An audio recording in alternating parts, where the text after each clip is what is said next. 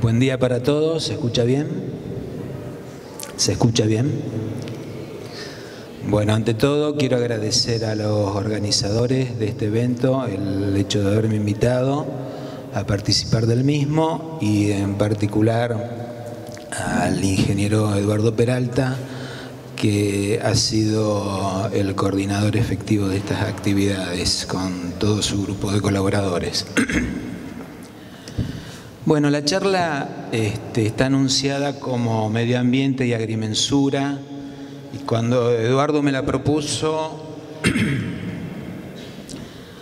me pareció que era más prudente plantearla como Medio Ambiente y Ejercicio Profesional.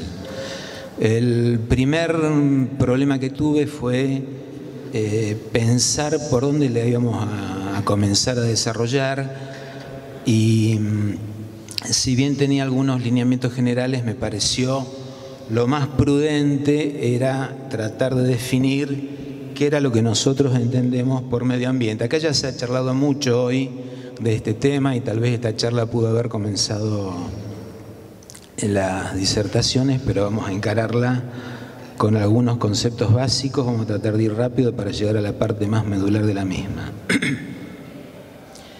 Cuando hablamos de medio ambiente, hay varios autores que han desarrollado distintas definiciones, y la más apropiada a mí me pareció definirla como un sistema propio del espacio geográfico en el que se desarrolla la vida de los seres vivos. Tal vez un concepto muy simple,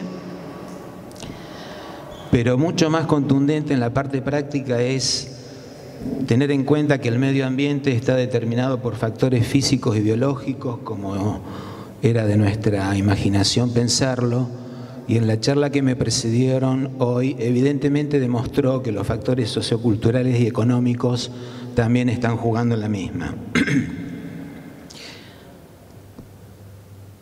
Pero en definitiva es un ecosistema en equilibrio, y hemos hablado mucho de nuestra responsabilidad social que tenemos en este tema, y fundamentalmente está orientada a mantener el equilibrio de nuestro ecosistema.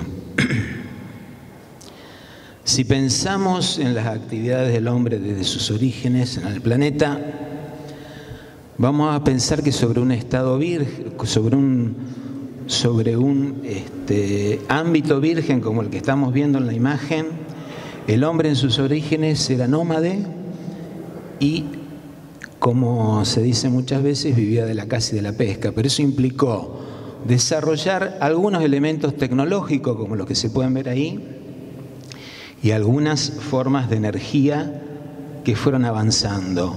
Pero por sobre todas las cosas hay que tener en cuenta que transformó la naturaleza para su subsistencia. Ese es el concepto clave de esta cuestión: transformó la naturaleza para su subsistencia. Y nosotros, como profesionales de la agrimensura, empezamos a pensar que ocupó y delimitó el espacio geográfico. Y en ese andar empezó a haber un concepto primario de territorio. Cuando eran nómades ese concepto no estaba afianzado, pero con la evolución de la especie humana ese concepto se fue avanzando y fue evolucionando. En esa trayectoria interactuó con todos los ecosistemas existentes. Y ese territorio virgen que podemos ver ahí en la imagen lo fue transformando. Y ese concepto que teníamos muy básico de territorio fue generando la evolución del derecho de propiedad en función del desarrollo de las distintas sociedades. Pero esto no ocurrió solo. La implementación de las nuevas tecnologías, como lo veíamos recién, requirieron la utilización de distintas formas de energía para la utilización de los recursos naturales. Esa utilización de los recursos naturales estuvo totalmente vinculada al desarrollo tecnológico. Y en esquemas como este de producción minera y muchos otros más, la gran cantidad de desechos que se dirigieron al mundo en determinado momento han puesto en riesgo nuestro planeta, originando una serie de problemas ambientales muy concretos que tienen que ver con el incremento de la población, la demanda de alimentos, los requerimientos de salud para toda la población, la demanda de agua potable, la demanda de energía. fueron disparadores que están asociados al crecimiento demográfico. Y eso tiene que ver con nuestra actividad profesional, aunque no lo veamos directamente, porque cuando hay crecimiento demográfico en una localidad, en un pueblo, el requerimiento de la tierra para ser habitada está al toque. Hay que resolverlo. Las autoridades comunales lo tienen que resolver, las autoridades municipales, y nosotros como profesionales tenemos que estar preparados para esa situación. Pero decíamos que ese desarrollo tecnológico y energético fue acompañado por la contaminación ambiental, la degradación de los recursos naturales y el calentamiento global a nivel mundial. Bueno, este gráfico muestra el incremento poblacional desde los años 50, cómo la curva de variación poblacional se incrementó, y simplemente imágenes de lo que es la demanda de alimentos, la demanda de salud, la demanda de agua dulce, y en concordancia con quien me precedió, la misma imagen que a mí me llamó la atención y que me hizo asociar directamente el consumo de energía al desarrollo económico de los pueblos. Sin entrar en mayores detalles sociales, vamos a seguir avanzando en nuestra charla. Entonces, todo este proceso de contaminación se expresó a través de los residuos sólidos en los suelos, que está asociado a basurales clandestinos, los efluentes líquidos en las aguas. De la misma manera, hay efluentes clandestinos en nuestros recursos hídricos, y hay emisiones gaseosas descontroladas, que tienen que ver con la charla que me estuvieron precediendo, en cuanto a los procesos de contaminación global, y centrando el tema en que el gran problema es el control del dióxido de carbono en la atmósfera como elemento de los gases de efecto invernadero, que en principio el efecto invernadero es un proceso natural que se da en la naturaleza, pero el exceso de producción del mismo por parte de nuestra sociedad pone en riesgo el equilibrio del sistema atmosférico desde su punto de vista termodinámico, y es lo que va a originar todas las problemáticas ambientales asociada a las variaciones climáticas. La respuesta hubiese sido seguir forestando, pero acá estamos al revés, con la tala indiscriminada de los árboles. Entonces, el mundo reaccionó hace 20 años esta parte y empezó a plantear un concepto de lo que es la gestión ambiental sustentable. Algunos temas son bastante conocidos. Este que está acá planteado en la imagen es el de las 3 R, es de la basura cero, de reducir, reusar, reciclar. Incorporamos un tema nuevo, que es el de la producción limpia, que está asociado fundamentalmente a programas de gobierno para que la industria y las empresas generadoras de servicios tiendan a cumplir con la normativa existente, con la normativa vigente, y a mejorar sus niveles de rendimiento.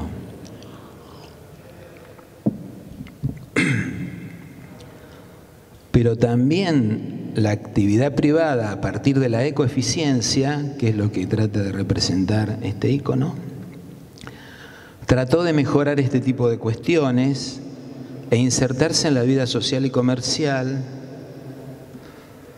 con la propaganda de los productos verdes y con una necesidad de certificar sus productos y sus actividades a través de la norma ISO 14001, que certifica sistemas de gestión ambiental por terceras instituciones que no tienen que ver con la actividad estatal. Pero si nosotros transformamos estas bases conceptuales en acciones, podemos hablar de optimizar el consumo de materias primas, o sea, estamos hablando de la preservación de nuestros recursos naturales. Podemos hablar de racionalizar el consumo de agua y energía, de manejar correctamente las sustancias peligrosas, de una gestión adecuada de residuos sólidos y líquidos, de los efluentes, de las emisiones gaseosas, de innovar en tecnologías limpias como las charlas que me han precedido, y de reducir el impacto de productos y servicios. y nos empezamos a acercar lentamente a nuestra actividad profesional. En esta escala, en este detalle de acciones que tienen que ver con actividades concretas de la gestión ambiental sustentable, nosotros tenemos algo oculto en la conservación, en optimizar el consumo de las materias primas, en la preservación de los recursos naturales, que tiene que ver con usar correctamente nuestro recurso suelo. Muchas veces, o el conjunto de la población no lo tiene totalmente asumido, que el recurso suelo conforma parte de nuestros recursos naturales y que sobre él se desarrollan actividades productivas y actividades de servicios que tienen que ver lentamente con nuestra actividad profesional. A nivel internacional se han presentado distintos tipos de acuerdos ambientales que tratan de resolver toda esta problemática. Podemos citar las convenciones marco de las Naciones Unidas sobre Cambio Climático, ya desde el año 1992, Protocolo de Kioto, que fue un repaso de la convención anterior en el año 97, el Protocolo de Montreal relativo a las sustancias peligrosas, esto fue muchos años antes, en el año 87, y otras convenciones a nivel internacional con respecto a la desertificación, la sequía, la diversidad biológica o los sitios Ramsar.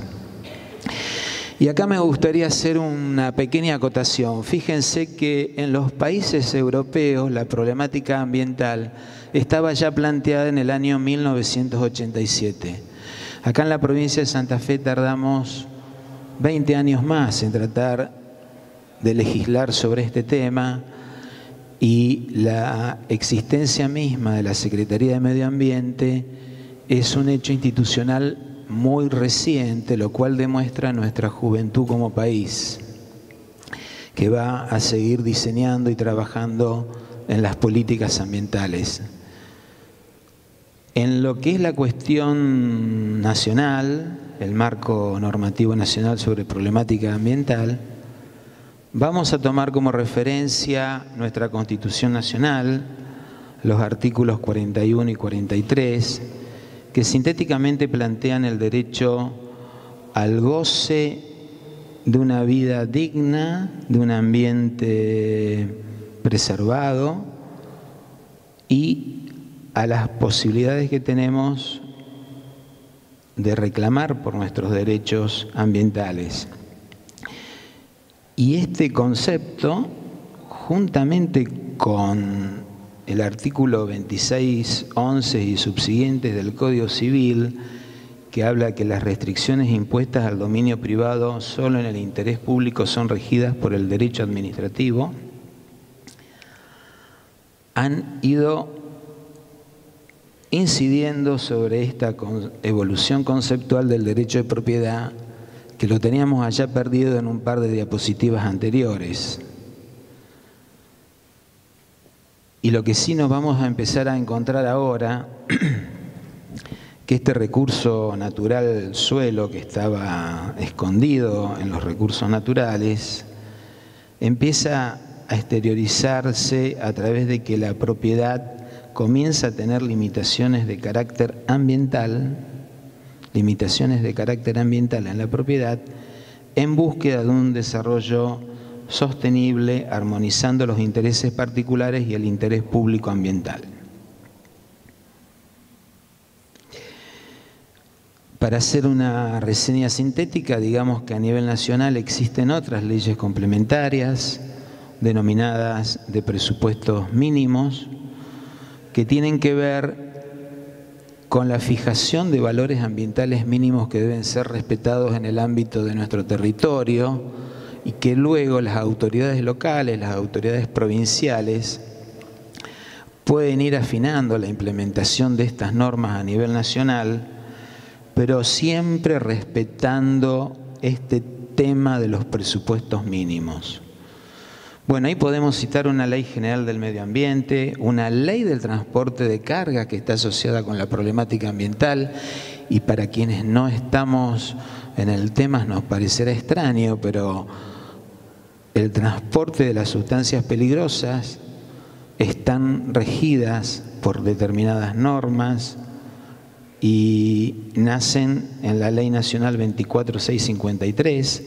También a nivel nacional hay un régimen de residuos peligrosos y tal vez más vinculado con nuestras actividades, la Ley 22351, relativa a los parques nacionales, monumentos y reservas nacionales. Y acá lo podríamos citar al Perito Moreno en su actividad en la definición de los parques en nuestra zona sur de nuestro país, de nuestro territorio, en esa labor donde las cuestiones ambientales del momento, puras, digamos, donde las cuestiones geográficas, geológicas, geomorfológicas, etcétera, comenzaron a entrelazarse con las cuestiones sociales y económicas en cuanto a la disputa de los territorios y la fijación de los límites. En nuestra provincia de Santa Fe tenemos un conjunto de leyes relativas a la política ambiental en general. La Ley 11717 de Medio Ambiente y Desarrollo Sustentable fija los principios rectores de la política ambiental. Posteriormente, la Ley 11730 está dirigida al régimen de uso de bienes situados en áreas inundables. Otra ley importante es la de privatización de dipos 11220, citada en la primera charla, la que regula conjuntamente con la resolución 1089 de 1982 de la DIPOS el régimen de provisión de agua potable, la operación de servicios cloacales y la gestión de efluentes industriales. Y otra ley que sería referente en la política ambiental y en nuestro ejercicio profesional sería la 13.060, que establece un régimen de sanciones.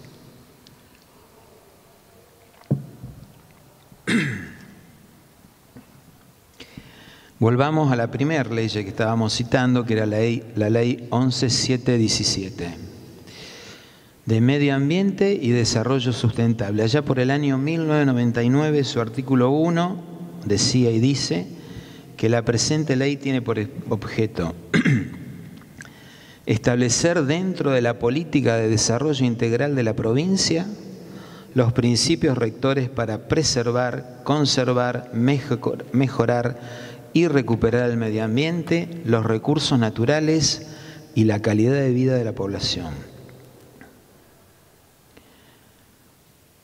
El inciso B del artículo 1 plantea asegurar el derecho irrenunciable de toda persona a gozar de un ambiente saludable, ecológicamente equilibrado y adecuado para el desarrollo de la vida y la dignidad del ser humano. Y el ítem C plantea garantizar la participación ciudadana como forma de promover el goce de los derechos humanos en forma integral e interdependiente. De alguna manera, estos tres incisos están sintetizando el desarrollo de la charla que estoy dando hasta el presente, que si la vamos a repasar un poquito, estaría centrada en que tiene que haber una política de desarrollo que contemple la problemática ambiental. Tenemos que asegurar el derecho irrenunciable a vivir en un ambiente sano y a su vez la participación ciudadana será otro elemento importante, porque el tema ambiental, en la medida que evoluciona, comienza a generar una serie de contradicciones que estaban basadas en el artículo 2611 del Código Civil, que tienen que ver con los intereses particulares y los intereses del conjunto. En general, podríamos decir de que hay una serie de requisitos legales asociados a nuestra actividad profesional. Repasemos la ley 11.717 que establece los principios rectores, el decreto 101 del año 2003 es el normativo de la ley 11.717, el decreto 7.317 del año 67 es el que establece los planes reguladores de ordenamiento territorial para las localidades de nuestra provincia. La resolución 27 del Servicio de Catastro e Información Territorial del año 2012 que exige la visación de planos de mensuras relativo a los procesos de urbanización y loteos. La ley 11.730 del régimen de inmuebles en zonas inundables. La disposición 1 del 2011 de la Secretaría de Aguas del MASPIMA, del Ministerio de Aguas, Servicios Públicos y Medio Ambiente, que establece la temática de la factibilidad hídrica. En otras palabras, estaríamos hablando de si una zona es inundable o no, como para simplificarlo. Ahora lo vamos a ver un poquito mejor. Y recientemente la Secretaría de Medio Ambiente establece dos resoluciones, una en el año 2012, la 151, y la otra, la resolución 292 del 2013, que es la misma resolución 151 modificada con la problemática hídrica. Y esta es la reglamentación de aplicación directa y existen otras normas que pueden consultarse en la Secretaría de Medio Ambiente.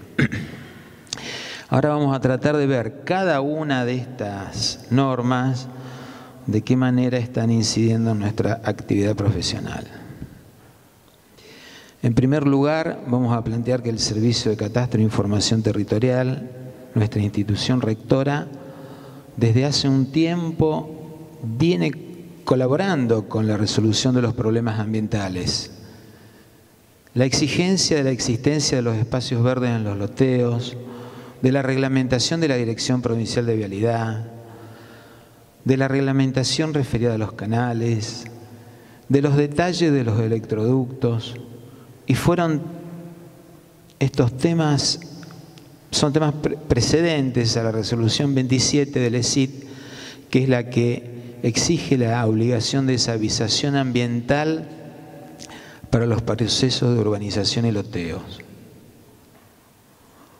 Y posteriormente el SIGIT, el Sistema de Integración y Gestión de la Información Territorial, que ahora es utilizado por el conjunto de los colegas en reemplazo del set de datos,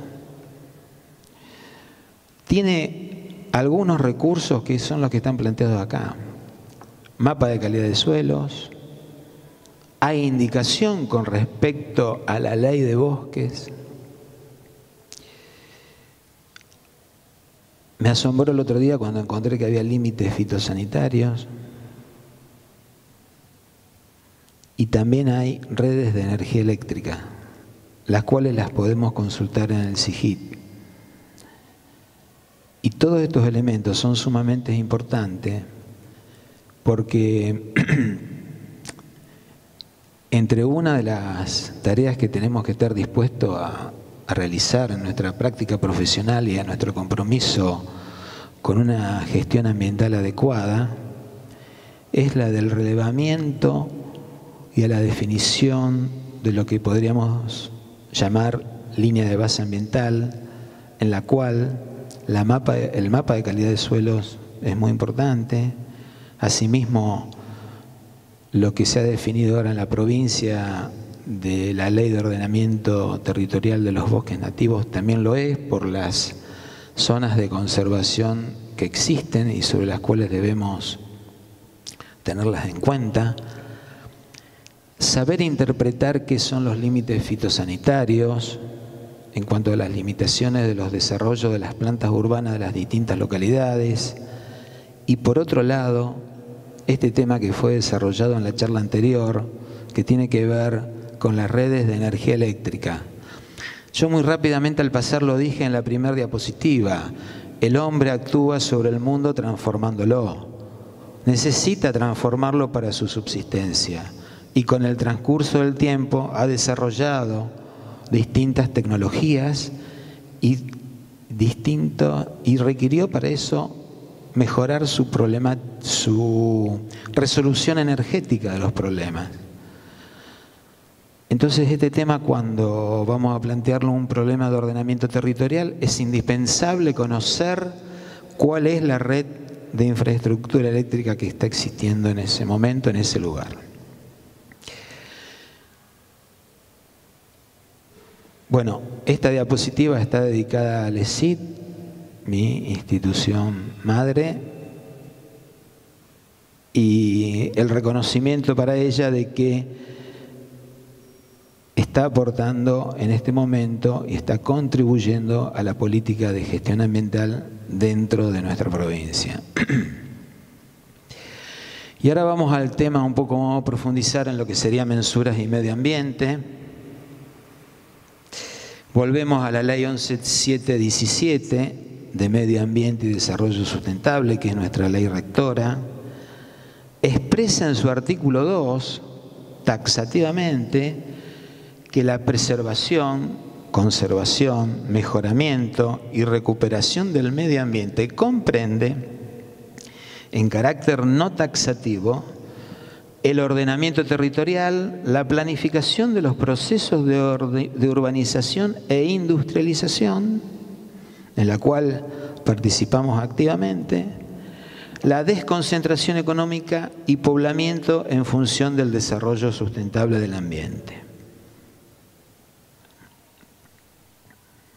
Reglamentada por el Decreto 101 del año 2003 y de acuerdo a su anexo 2, los servicios de administración de loteo se encuentran dentro del estándar 2, por los que deben ser categorizados según la resolución 292 del 2013 de la Secretaría de Medio Ambiente.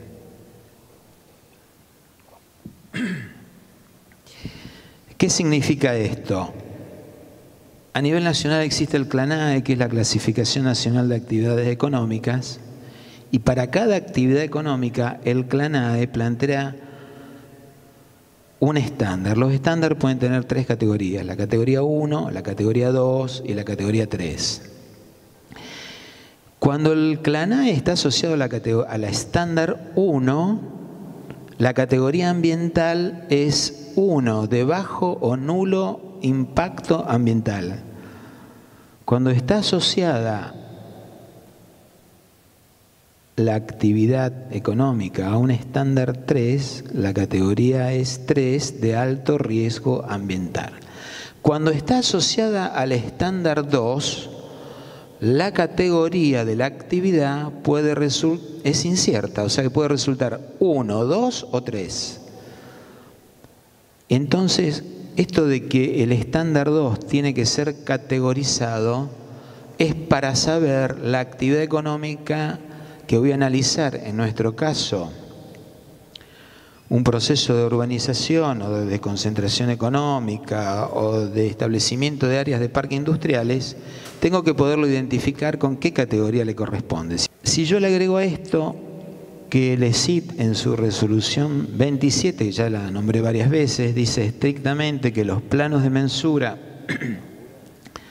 por los que se materialicen loteos con fines de urbanización deberán exteriorizar el cumplimiento de la ley 11717 por la autoridad de aplicación. La autoridad de aplicación de la ley 11717 es la Secretaría de Medio Ambiente y el visado de la autoridad local correspondiente. Esto me obliga a que cuando yo vaya a presentar un plano de urbanización como el que estamos viendo en la imagen, exista visación ambiental. De la misma manera que lo visa la EPE, de la misma manera que lo visa la Dirección Provincial de Vialidad, de la misma manera que se visan las características y condiciones de un canal. Y eso se rige por la resolución 292 del 2013 de la Secretaría de Medio Ambiente. De esta resolución yo rescaté o sinteticé 4 ítems importantes. Los requerimientos de saneamiento hidráulico, el proceso de categorización que está explicitado en el anexo 1 de la resolución 292, los cambios de zonas que están vinculados o detallados en el anexo 2 y los estudios de impacto ambiental que están en el anexo 3 de la resolución 292. Entonces ahora vamos a tratar de desmenuzar cada uno de estos 4 ítems. Requerimientos de saneamiento hidráulico. Tienen como objetivo determinar cambios en el escurrimiento de aguas pluviales por cambios de uso de suelo. No es una actividad profesional que nos corresponda a nosotros, pero es muy importante tenerlo en cuenta y ahora vamos a ver por qué. Como toda información de bases, nosotros podemos participar perfectamente en lo que es la identificación del inmueble, su plano de ubicación, la gestión de lo que ahí está en siglas UCS, que sería el uso conforme del suelo, o el LULA, se llama así en la ciudad de Rosario, libre uso, libre afectación, que está subordinado al reglamento de urbanización de la ciudad de Rosario, a las distintas ordenanzas, y el anteproyecto del loteo. Esta información debe ser presentada ante la Secretaría de Aguas para su estudio del proyecto hidráulico que lo define un ingeniero de la especialidad. Ese ingeniero de especialidad aparte agrega información relativa a las cuencas de escurrimiento, a la variación de caudales que se producen por los cambios en el escurrimiento de aguas pluviales, como lo planteábamos antes, a los tiempos de escurrimientos y a la recurrencia de entre 5 y 100 años que está referido a alturas hidrométricas que se van presentando en una suerte probabilística que se produzca como alturas máximas entre esos periodos de tiempos. Estos son lo que está recuadrado en celeste, actividades, temas propios de la ingeniería hidráulica. Ellos presentan su proyecto hidráulico. Ese proyecto hidráulico va a definir un sistema de desagües y de reservorios. Los reservorios serían obras civiles destinadas a evitar problemas de carácter hidráulico. Y el gran tema acá es que estos elementos tienen relación directa con el anteproyecto del loteo. Resulta re importante en nuestra actividad profesional que si alguien encara una conversación con un emprendedor cuyo objeto es realizar llevar adelante un proceso de urbanización, tengamos en cuenta estos elementos, porque bien podría ocurrir que ese reservorio se ocupe en ese lugar que estamos viendo y se está comiendo parte de los lotes y se está comiendo parte del espacio verde del proyecto planteado.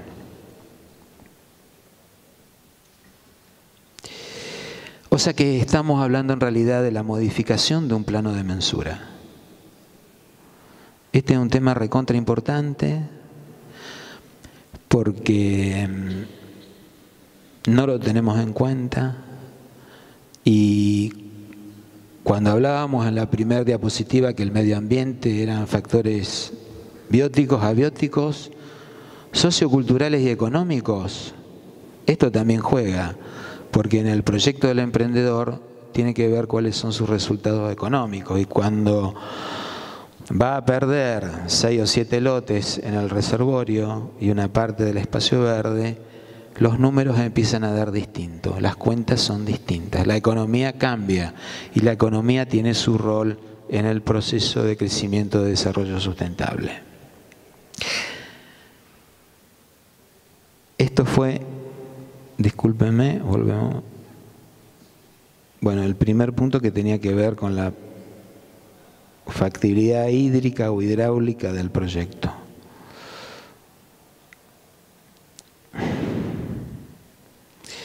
Vamos al proceso de categorización de la resolución. Entonces habíamos quedado que nuestro emprendimiento era un estándar 2 y que necesitaba ser categorizado. De nuevo, hay que identificar el inmueble a través de la nomenclatura catastral y del sustento de los títulos de propiedad. Hay que tener claridad en cuanto a qué superficie tiene y qué zonificación le da el SIP. Hay que tener el uso conforme del suelo otorgado por la autoridad local. La factibilidad hídrica aprobada. O sea que no puedo empezar ningún proceso de urbanización y loteo si esta factibilidad hídrica no está aprobada. Eso es algo que hay que grabárselo en mente, porque se larga este proceso para adelante y son dos expedientes que teóricamente corren independientes y que uno no tiene nada que ver con el otro. Cuando llega el momento de que en la Secretaría de Medio Ambiente se tome una definición, es re importante que la factibilidad hídrica esté aprobada. Es más, es un elemento sine qua non como para poder seguir estudiando los diversos expedientes que ahí están. Esa factibilidad hídrica va a tener un loteo con las consideraciones hidráulicas y la descripción de las obras a realizar por parte del emprendedor. Esto hace al proceso de categorización.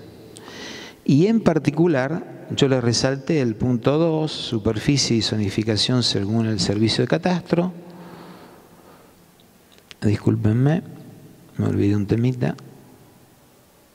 que tiene que ver con la identificación de los riesgos ambientales que hay en las zonas cercanas al área, al espacio territorial en el cual yo voy a desarrollar mi proyecto de urbanización y loteo,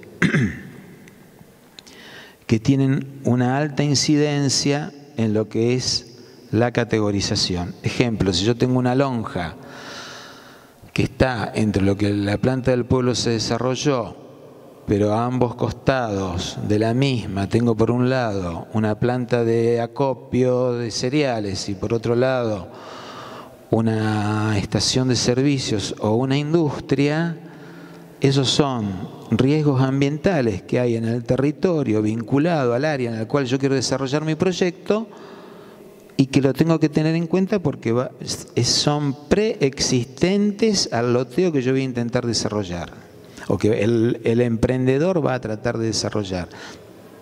Pero para mí es importante tener en cuenta estas cuestiones porque tengo que saberlo asesorar a mi comitente. El proceso de categorización hoy en la resolución 292 tendría este nivel de funcionamiento sumamente esquemático. Si la zona es urbana y suburbana loteada, tiene una superficie menor a 1 hectárea, tema importante, no requiere estudio hídrico y es categoría 1. Entonces, si esa información está bien volcada en la presentación, a ese proyecto de loteo o de urbanización va a ser asignado como una categoría 1 y no va a haber mayores problemas ambientales. O sea, estamos en presencia de bajo riesgo ambiental. Ahora, si es urbana o suburbana loteada, estoy en el segundo renglón, y la superficie varía entre 1 y 4 hectáreas, entonces sí va a requerir de un estudio hidráulico y podría llegar a tener influencias en mi anteproyecto de plano de mensura. Y le va a corresponder categoría 1. Pero acá podríamos empezar ya a tener modificaciones en el proyecto original porque hay un estudio hidráulico que debe ser presentado. Si es urbana y suburbana loteada y la superficie es mayor de 4 hectáreas, o sea, estaría dentro de lo que sería la planta urbana de la localidad, entonces sí corresponde el estudio hidráulico y la categoría es 2 directamente. La categoría es 2 para todos los otros casos, suburbanas mayorarias y rurales. Y siempre necesita estudio hídrico, hasta incluso en el cambio de uso de suelo, en el anexo 2, también establece que requiere el estudio hídrico. Cuando hay categoría 2, directamente le corresponde realizar el estudio de impacto ambiental, lo cual, en principio, para el emprendedor trae una serie de problemas operativos y económicos, de tener que encargarlo y de que ese estudio de impacto ambiental debe ser aprobado por la Secretaría de Medio Ambiente. Los estudios hídricos que no son requeridos para superficies menores a 1 hectárea deben ser controlados por la autoridad local. O sea que en la presentación, para la categorización, cuando hay superficies que son menores a 1 hectárea, la autoridad local debe certificar que el inmueble está incorporado a un sistema de desagüe que dentro de la planta urbana de la localidad en estudio funciona correctamente, que en la mayoría de los casos lo certifica. Cuando hay cambios de zona, le va a corresponder la categoría 2 y debe haber estudio hidráulico. ¿Qué se pide presentar cuando hay cambios de zona? El plan de ordenamiento territorial vigente con su cartografía asociada,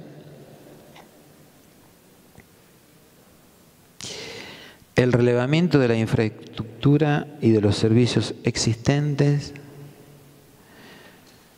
y un tema importante que es el análisis de alternativas de ampliación de la planta urbana, el loteo con las consideraciones hidráulicas y la descripción de las obras a realizar. El hecho de que haya cambio de zona significa que es la transformación de una zona rural a una zona urbana. Si estoy interviniendo una zona rural, directamente le va a corresponder la categoría 2 y directamente le va a corresponder o va a tener que presentar su estudio de impacto ambiental. En el caso de los estudios de impacto ambiental, que está desarrollado en el anexo 3, de nuevo hay que identificar el inmueble, tener en cuenta la factibilidad hídrica. Podríamos estar en el caso de un área de un inmueble importante, que tenga 15, 20 hectáreas, que esté a la vera de una ruta provincial, que esté rodeada de silos, que haya actividades industriales que contaminen, que tengan posibilidad de contaminar la zona, el problema de los efluentes de las industrias clandestinos en los cursos de aguas. O sea que hay un conjunto de riesgos ambientales que me van a condicionar el desarrollo de una urbanización o de un loteo en un determinado espacio geográfico. Y a veces son situaciones bastante complicadas de resolver, porque a veces quedan encajonadas determinadas áreas que de cajón tienen que urbanizarse, pero están rodeadas por industrias, están rodeadas por silos, y resulta bastante complicado desde el punto de vista del ordenamiento territorial encontrarle una solución a ese tema. Pero bueno, así es la resolución 292 del 2013 de la Secretaría de Medio Ambiente, y como elementos complementarios en los estudios de impacto ambiental tenemos la protección de los bosques nativos, tener en cuenta la utilización de productos fitosanitarios. O sea, con esto vamos a mencionar de que si un emprendimiento se quiere desarrollar dentro de la línea de protección agronómica, está todo bien, pero si está por fuera de la zona de protección agronómica, no está en condiciones de hacerlo. La ubicación de los silos en cada una de las localidades. Los silos no pueden estar en las plantas urbanas. La problemática de los parques y áreas industriales. Hoy, en la primer disertación que hubo, se dieron muestras que para los parques y áreas industriales tienen que funcionar determinadas plantas de saneamiento, plantas de tratamiento de efluentes industriales, de líquidos cloacales y demás, que requieren el uso de espacios comunes. Y de acuerdo, este es un elemento que voy a tener que tener en cuenta en el proyecto y en el plano de mensura para poder definir ese loteo dentro del parque industrial. ¿Qué dimensiones va a tener? ¿Cuáles son los requerimientos que va a necesitar para poder funcionar? Etcétera. Y el otro tema que hay que tener en cuenta en los estudios de impacto ambientales serían la gestión de los residuos urbanos, y otra posibilidad podría ser erradicación de asentamientos irregulares. Bueno, este es un listado de elementos que se tienen en cuenta para los estudios de impacto ambiental. Resumiendo, los planos de mensura que correspondan a subdivisiones y loteos con fines de urbanización deberán dejar constancia en el campo de observaciones de la avisación municipal o comunal, la avisación del Ministerio de la Producción si corresponde, la aprobación del estudio de factibilidad hídrica, la avisación de la Dirección Provincial de Vialidad y de la EPE, la categorización de la Secretaría de Medio Ambiente del MASPIMA y o la aprobación del estudio de impacto ambiental realizada por la Secretaría de Medio Ambiente si corresponde, o sea, si corresponde a una categoría 2. El objetivo en la facultad fue formar profesionales que estén capacitados para llevar una gestión ética ambiental, una correcta gestión ambiental adelante que acompañe su práctica profesional. En este camino y encuadrado en este tema que estamos desarrollando hoy, del Día del Medio Ambiente, la sociedad ha provisto de una evolución tecnológica a través del tiempo que ha permitido desarrollar cartografía de calidad y de precisión, y el desafío es acompañar los avances tecnológicos con una gestión ambiental ética. Para ello tendremos que desarrollar determinadas habilidades profesionales, ya que tenemos estos documentos cartográficos de alto nivel, y esas habilidades profesionales estarán centradas en determinar la línea de base ambiental territorial, evaluar la disponibilidad de los recursos naturales y planificar el uso correcto de nuestro suelo. Esto implica desafíos profesionales que tienen que ver con la participación en equipos de interdisciplinarios que realicen estudios de impacto ambiental. Ese es un tema que habrá que asumirlo, porque es un espacio profesional que hay que cubrirlo, en el cual se manejan muchos temas que tienen que ver directamente con nuestra actividad profesional. Colaborar con el cumplimiento de la normativa ambiental vigente y, como meta final, la ejecución del ordenamiento territorial ambiental. Bueno, a los colegas, el mundo está en nuestras manos y gracias por la atención.